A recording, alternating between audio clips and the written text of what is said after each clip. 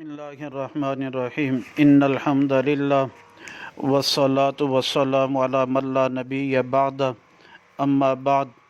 عقیدہ ختم نبوت کے بارے میں حدیث نمبر 203 بیان کی جا رہی ہے۔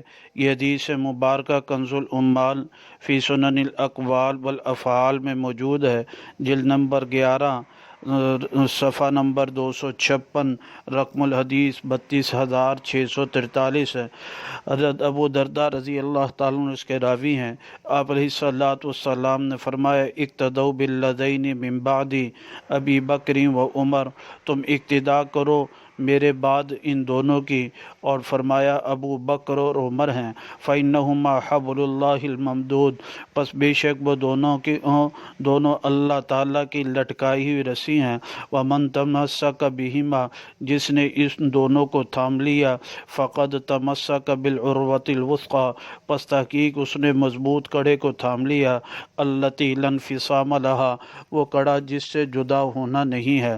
آپ علیہ الصلوۃ والسلام نے پیشن گوئی بھی فرمائی اور نصیحت بھی فرمائی، میرے بعد ان دونوں صحابہ کی اقتدا کرنا، اور وہ یہ ایسے ہی ہے جیسے آسمان سے لٹکی ہوئی رسی ہے، تم اس کو تھامے رکھو گے تو گمراہی سے بچو گے۔ اور آپ کی وصیت میں یہ بات تھی کہ میرے بعد کسی نئے دین، نئی شریعت، نئے پیغمبر، نئے رسول